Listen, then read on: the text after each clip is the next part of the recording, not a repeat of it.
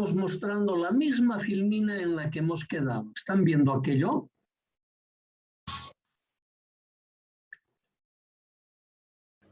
Sin que se ve la pantalla. Ok, entonces, ahí continuamos. Habíamos mencionado, en esta última parte de la filmina, que vamos a detallar las ecuaciones que nos van a permitir determinar las características tensión-corriente y el valor de los parámetros de estos componentes para aplicarlo en los circuitos y poder diseñar aplicaciones o analizar aquellos circuitos en los que participan estos componentes llamados diodos y hechos a base de semiconductores. Y que dicho de paso, ya lo hemos ido mencionando en esta introducción, que este componente es un componente alineado. Entonces ya veremos qué es lo que vamos a hacer para que este componente alineal se transforme en un componente lineal y podamos aplicar todo lo que hemos aprendido en la materia de redes. Ajá. Sí, en otras palabras, no está todo perdido. No vamos a volver a aprender redes. Esa es la que vamos a utilizar. Ok. Bien. Claro que no te vas a preocupar. Aquí nos vamos a ir repasando algo que tú ya sabes, has ido escuchando en diferentes materias de física, materias de química, y los que han aprobado 501, física del estado sólido, para ellos es recontra conocido este tema. Vamos a empezar a nosotros establecer la teoría de las bandas de energía. Esto es lo que, esta primera parte, en esto vamos a terminar, en la teoría de las bandas de energía. Ok. ¿Qué significa esto? Para llegar a esa teoría, durante varios años se han ido identificando una serie de partículas elementales que tienen mucha importancia para el mecanismo de la conducción eléctrica. Esto estamos hablando más o menos de principios del anterior siglo, 1904, 1905. Fíjense, no estaba establecida el mecanismo de la conducción eléctrica. Todavía no teníamos ni siquiera la estructura del átomo.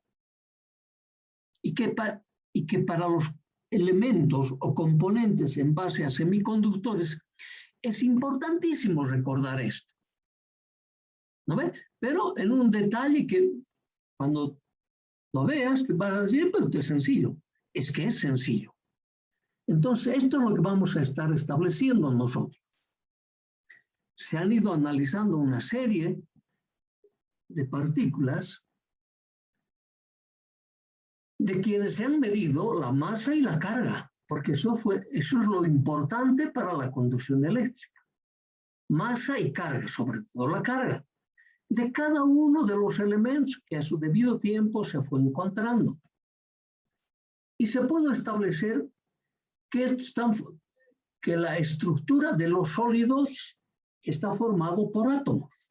O sea, la asociación de átomos me hacen un sólido. Después ya vamos a mirar las cantidades. Y que los átomos están estructurados o formados por un núcleo y por una serie de niveles energéticos. Y que el átomo es eléctricamente neutro. Para que el átomo sea eléctricamente neutro, en el núcleo existen dos elementos, o dos partículas, si quieres llamarlo así, los protones y los neutrones.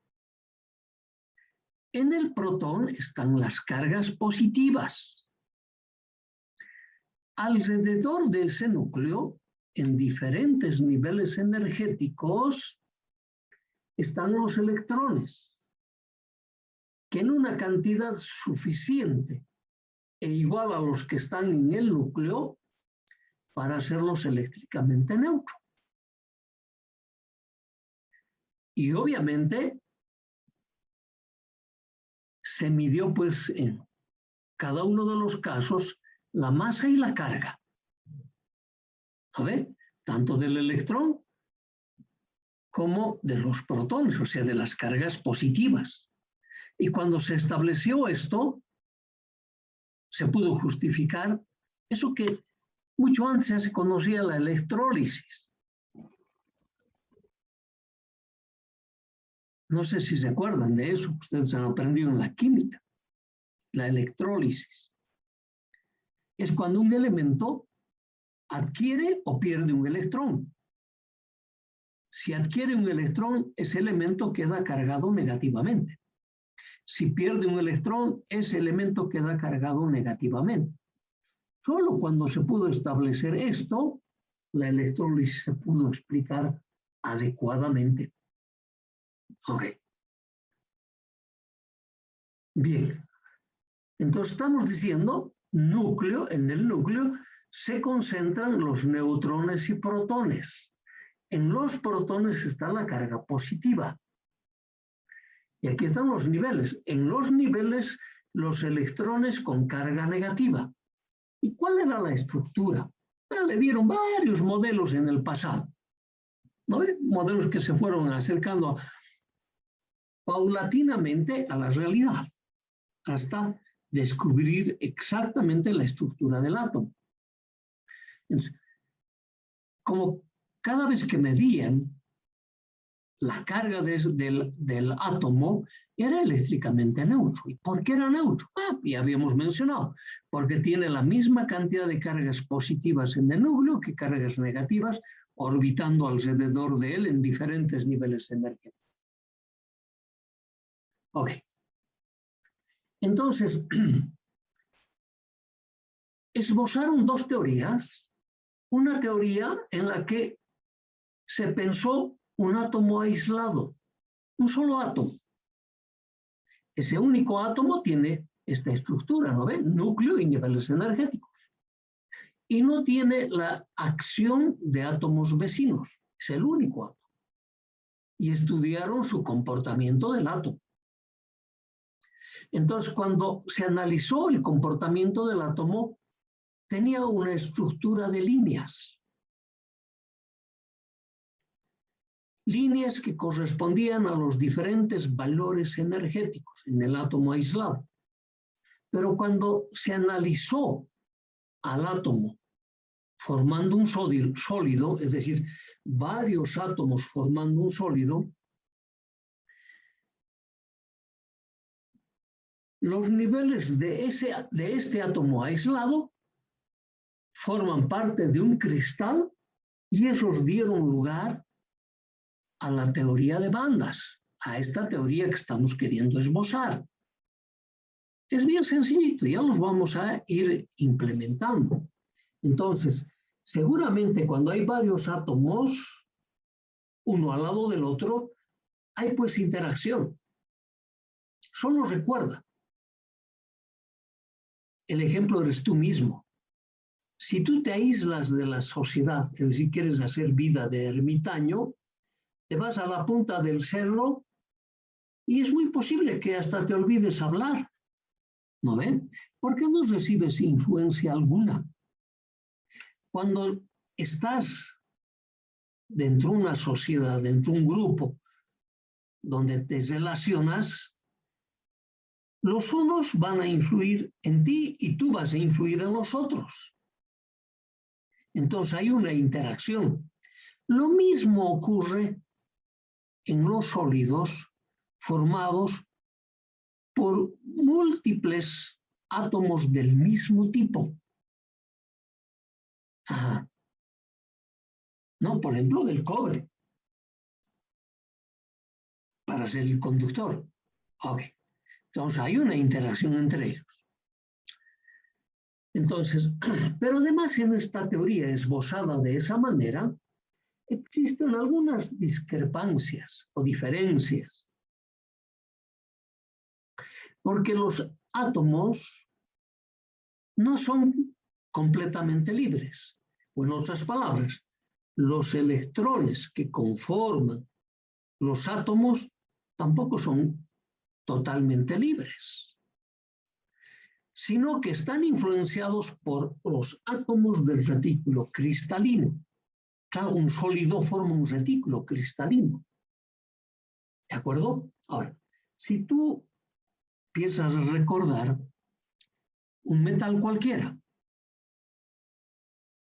en un volumen de 1 centímetro cúbico de ese metal, tenemos más o menos 10 a la 23 átomos hubo. Por lo tanto, va a haber 10 a la 23 cargas positivas, 10 a la 23 cargas negativas. O sea, estamos hablando de una estructura, pero muy grande, de partículas cargadas, concentradas en un sólido. No te olvides de ese pequeño detalle. ¿No ve? Entonces, por eso que decimos que no lo podemos caracterizar ni lo podemos no podemos afirmar el comportamiento de un átomo aislado, sino el átomo forma una estructura. Por lo tanto, hay interacción entre ellos, por lo tanto, va a haber interacción entre los diferentes átomos que forman una estructura. Ahora, repasaremos cómo es esa estructura del átomo. ¿No ve? La estructura del átomo está formado, ya sabemos, por el núcleo y niveles energéticos. En el núcleo se concentran los neutrones y protones con carga positiva. La carga positiva, por si acaso, están en los protones, no en el neutrón. En el neutrón es neutro. Ok. Y en los niveles, los electrones con carga negativa. Ahora, los electrones están orbitando alrededor del núcleo en diferentes niveles energéticos. Están cumpliendo un principio conocidas de la química y de la física. El principio de exclusión de Pauli, que un nivel energético está ocupado por un electrón. Entonces, por eso hay diferentes niveles energéticos. No nos olvidaremos de ese tema, pero no vamos a llegar a ese análisis nosotros, pero sí a la asociación, a pensar en ese volumen de 10 a la 23 átomos para formar un volumen de 1 centímetro cúbico de cualquier elemento metálico, sea cobre, sea silicio, sea germanio, etc. Ok. Entonces, como los átomos son eléctricamente neutros, es decir, que tienen la misma carga positiva y la misma carga negativa, la positiva están en el núcleo, en los protones, y la negativa están orbitando alrededor de ellos.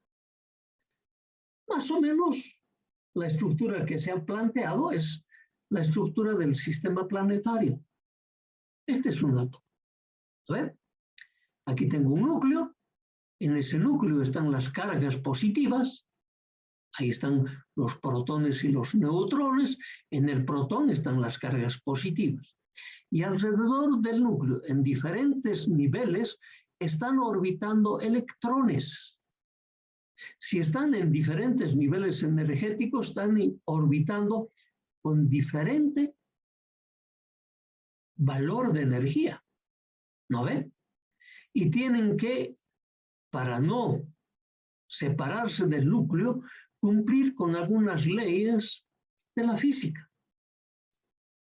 Tú recuerdas, había la aceleración centrífuga y aceleración centrípeta. Y una combinación de ambos me permitía mantener un nivel permanente. No, eso lo recuerdo. Tampoco nos interesa muchísimo eso. Con que tú digas, se mantienen los electrones en diferentes niveles en cantidad suficiente de hacer al átomo eléctricamente neutro. Es decir, la cantidad de cargas positivas es la misma que la cantidad de cargas negativas, que orbitan alrededor del núcleo. Con ese concepto así de general, para mí me es más que suficiente. Seguramente en la física del estado sólido te van a dar una mayor justificación sobre estos temas, que si yo lo tuviera que hacer, pues no terminaríamos esta materia en este semestre. Ok, porque la física del estado sólido lleva un semestre. Bien, esta es la estructura. Hasta antes que aparezca esta estructura, hubieron varias teorías. Se decía que el átomo era como una sandía, por ejemplo. ¿No ve? Que el núcleo envolvía todo y dentro de ese núcleo, como las pepas de la sandía, estaban embebidas las cargas negativas. Pero muchos fenómenos, como el fenómeno de la difracción, no coincidían con esa teoría, con ese modelo. Pero después, con este modelo, la teoría de la difracción de partículas cargadas en el vacío coinciden perfectamente con esta estructura. Es por eso que se le dio por válido. Ustedes deben recordar quién ha propuesto esto. Hay un químico que nos propuso esto, ¿no? Okay, pero tampoco tiene importancia por ahora. Pero tú debes recordarlo porque tú ya sí lo has aprendido. Ok. Entonces esa es la estructura del átomo, ¿no ven? Y para mí en esta estructura del átomo me falta esta filmina. Esas estructuras cuando van formando sólidos, alguien se dio a la tarea de ordenarlos. Los ha ordenado en una tabla periódica. El primer ordenamiento que recibió en la tabla periódica se lo hizo en base al número atómico. ¿No ve? ¿Y el número atómico qué representa? Representa la cantidad de cargas positivas que ese elemento, que ese átomo tiene en su núcleo. Entonces, aquí tengo, por ejemplo, el átomo de hidrógeno, que tiene una carga positiva y una carga negativa. Este era el primero. El segundo era el átomo de helio. Y así hay varios. Aquí este me va a dar un número atómico, este también me va a dar un número atómico. Y por ese número atómico están ordenados. Entonces este es el material con que nosotros estamos familiarizados. Es el átomo de cobre. El átomo de cobre tiene un número atómico de 29. ¿Qué quiere decir? Tiene 29 cargas positivas en el núcleo y tiene 29 cargas negativas en diferentes niveles alrededor del núcleo, orbitando alrededor del núcleo, de tal manera que el átomo de cobre es eléctricamente neutro. Así de sencillito. Pero fíjate, este átomo después, o estos otros, o cualquier otro elemento, en la tabla periódica, después lo volvieron a agrupar en familias. La primera familia son todos aquellos elementos que tienen un electrón de valencia. La segunda familia, 2 electrones de valencia. Tercera familia, 3 electrones de valencia y así sucesivamente. Si ustedes recuerdan de su tabla periódica, en el colegio lo sabían, pero casi de memoria, estaba hecho de esa manera. ¿No ven? ¿Y qué es el electrón de valencia? Es el electrón que está en la última órbita. En el caso del cobre, por ejemplo, tengo un solo electrón en la última órbita. Por eso está en la primera familia. Por tener un solo electrón de valencia. Entonces no se preocupan de la cantidad de electrones que tengo en los niveles próximos al núcleo. Ajá. Por ejemplo, ahí aparece el átomo de silicio y el átomo de germanio. El átomo de silicio tiene un número atómico 14 y el germanio un número atómico 32. Tiene 14 cargas positivas en el núcleo del silicio y 14 cargas negativas en diferentes niveles alrededor del núcleo. Y los diferentes niveles se van formando. en base a lo que, recuerdan allá nos decían, están divididos en capas. Y en las capas hay una cantidad determinada de electrones.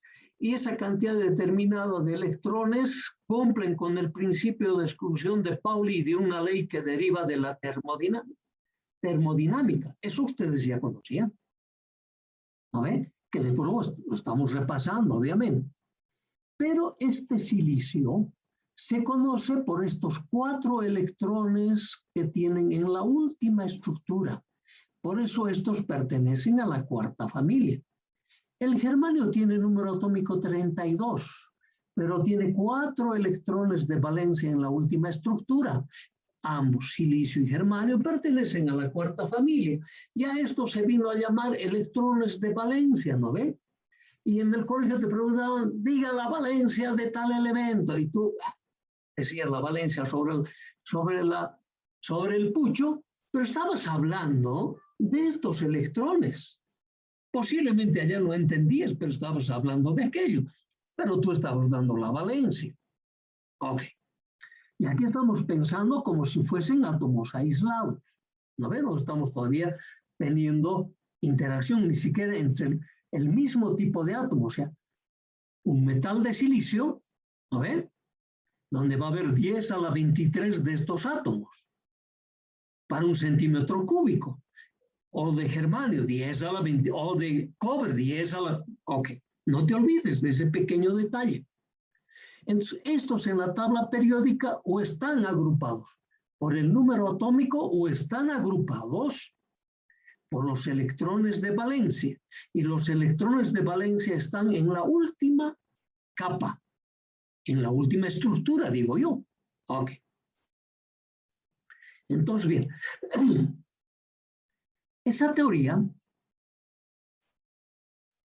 de bandas, la teoría de bandas corresponde ya cuando yo tengo una asociación de 10 a la 23 átomos para formar un volumen de 1 centímetro cúbico de cualquiera de los elementos, que sea cobre, sea, no sé, carbón, sea silicio, germanio, etc. ¿No ven? Y eso a mí me da estructura. Cuantos más próximos están esa estructura, puede haber superposición. Cuantos más alejados están esa concentración de portadores, puede darme lugar a los aisladores. Es decir, tengo lugar en la superposición a los conductores, buenos conductores, los superconductores, o buenos aisladores. De este lado estaríamos diciendo, ¿no ven? Tengo el cobre, tengo el aluminio, tengo el oro, etcétera, que son cada vez mejores conductores. Y de este lado tengo a los aisladores, como el diamante, por ejemplo, que es el mejor aislador. Entonces, hay pues una estructura de bandas. Se han creado 2 bandas que reciben el nombre de bandas permitidas y bandas prohibidas. Y de las bandas permitidas hay 2. Bandas permitidas desocupadas y bandas permitidas ocupadas. Y aquí tengo que hacerme un concepto. Las ocupadas son todas aquellas bandas formadas por los diferentes electrónicos que orbitan alrededor del núcleo. Ajá. Y le van a dar importancia a esas bandas a la banda de valencia. Y vamos a ver cómo se forman enseguida. Y vamos a tener las desocupadas, se van a llamar bandas de conducción, que no tienen ninguna partícula cargada. Y a la separación entre la banda permitida ocupada y la banda permitida desocupada, se va a venir a denominar banda prohibida. Entonces, en los conductores prácticamente la banda prohibida es 0, en el caso del cobre, del oro, aluminio, etc. Entonces, ¿qué quiere decir que la banda prohibida sea 0? que se requiere muy poca energía, casi nada, para mover un electrón de la banda permitida ocupada hacia la banda permitida desocupada y pueda haber un movimiento de partícula cargada en un sólido, da lugar a una corriente. Ok. En cambio, en los otros elementos que existe una banda prohibida, me dice, esta es la cantidad de energía que debo vencer para que un electrón de la banda permitida ocupada pueda pasar o saltar a la banda permitida desocupada y moverse en él. Hay una cantidad de energía que debe invertir. Y esa me da la clasificación en los sólidos en 3 elementos importantes. En los conductores, los semiconductores y los aisladores. Hasta aquí tú has manejado los conductores y los aisladores, pero nunca has hablado de esta teoría de bandas. Ahora lo estamos haciendo, obviamente, para empezar a entender cómo es exactamente, a qué se está refiriendo exactamente esa teoría. Entonces, aquí te dice la asociación. Entonces, solo recuerda, ¿de qué asociación estoy hablando? De esos 10 a la 23 átomos de cualquier tipo para formar un sólido con un volumen de 1 centímetro cúbico. De eso estamos hablando. Esa es la asociación. Entonces, cada átomo va a tener niveles. Entonces, estaríamos hablando de la asociación de niveles. ¿No ve? Estructuran la banda. O sea, no nos conviene hablar de niveles individuales. Nos conviene hablar del conjunto de niveles, y ese conjunto de niveles son bandas. Y ese conjunto de niveles que son bandas pueden estar desocupadas o pueden estar ocupadas. Y separando las bandas desocupadas de las bandas ocupadas está la banda prohibida. Y esa es la estructura de bandas en un sólido. ¿No ve? La banda prohibida está ubicada entre 2 bandas permitidas, una desocupada y la otra totalmente ocupada. Después ya vamos a ver por quiénes están formados las bandas desocupadas y las bandas ocupadas. Con calmita, con calmita. Las bandas permitidas pueden estar, dice, clarito, totalmente ocupadas. Estas bandas, totalmente ocupadas. Y esas se conocen banda de valencia. Y no es casual que le han dado este nombre. Banda de valencia. La banda de valencia está formado por todos los electrones de valencia que le caracterizan al elemento para ocupar una familia y una posición en la tabla periódica de los elementos. Y son los electrones de la última estructura. A eso se llama banda de valencia, ocupadas por electrones de valencia. Totalmente desocupada. A esa totalmente desocupada se va a llamar banda de conducción. Entonces, para que exista corriente eléctrica, exista movimiento de partículas cargadas en el sólido, de la banda de valencia debe pasar una partícula cargada a la banda de conducción. Y como en la banda de conducción tengo diferentes niveles, y si nosotros le aplicamos una diferencia de potencial, en cumplimiento de la segunda ley de Newton, ya sabes cuál es, va a haber un movimiento de partícula cargada. ¿Por qué? Por gradiente de potencial eléctrico aplicado. ¿Y qué es el gradiente? Campo eléctrico. ¿Qué hace el campo eléctrico? Acelera a las partículas cargadas. Oye, qué sencilla es estas teorías. Nadie puede decir qué complicado es la electrónica. Un juego de niños. Entonces, y te está ratificando, te dice, una banda permitida vacía está separada de una banda permitida ocupada. O sea, está vacía. De esta ocupada está separada por una banda prohibida. Entonces, generalmente nosotros siempre vamos a hablar de la banda prohibida. Esto es esta banda prohibida es lo que tiene que superar para que una partícula cargada negativamente de una banda ocupada pase hacia una banda desocupada. Es la cantidad de energía que, te fijas, aquí están los aisladores y la banda prohibida es cada vez mayor. Cada vez es más grande la energía que se requiere para pasar un electrón de la banda ocupada